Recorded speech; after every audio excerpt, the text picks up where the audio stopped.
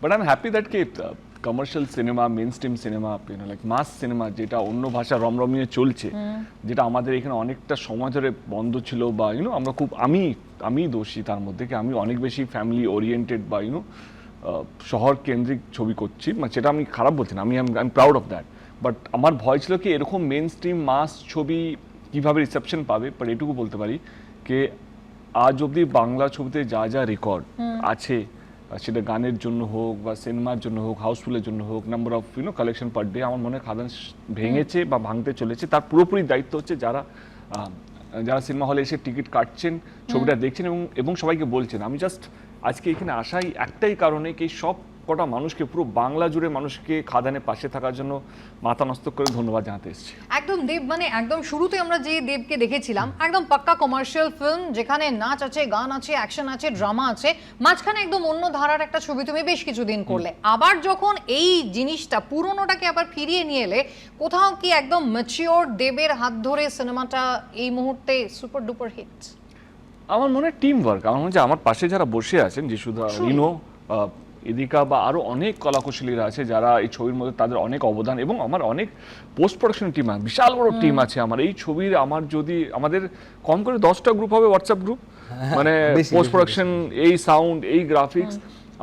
আমি যেহেতু face of the film, আমি হয়তো সব ক্রেডিটটা নিয়ে যাচ্ছি, বাট আমার সঙ্গে একটা 300 জনের টিম আছে যারা দিন রাত খেটে, মানে আমার সঙ্গে যিশুদা এদিকে আছে, এদের বাইরেও তারা জীবন দিয়ে ছবিটাকে যত্ন নিয়ে বানিয়েছে। এবং আমাদের কাছে একটাই চ্যালেঞ্জ ছিল কি আমরা ভারতবর্ষের যে কোনো ভাষার ছবি, যে কেজিএফ হোক, পুষ্পা হোক, তার সামনে মাথা নিচু করবো না।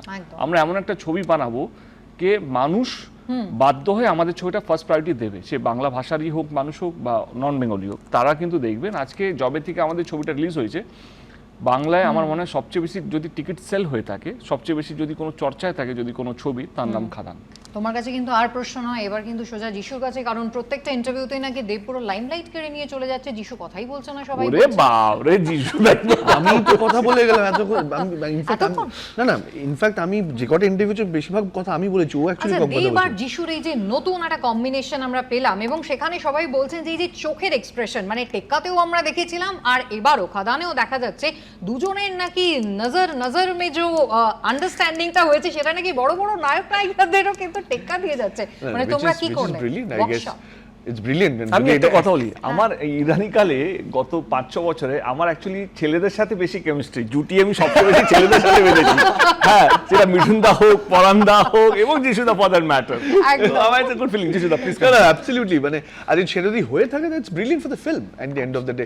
এবং যেটা আমি আগেও বলছি, এখনো বলি, দেবকে আমি চিনতাম, ইজ লাইক মাই ব্রাদার, একটা আমার কলিগ, একসাথে কাজ করছি একটা ইন্ডাস্ট্রিতে। কিন্তু এই ছবিটা করার পর না, অদ্ভুতভাবে আমাদের we have become really close as brothers. We have become like, ও হা বললে হাওড়া বলবে না হাবড়া বলবে, বা আমিও হাওড়া বা হাবড়া বলবো, ও বুঝে যাবে।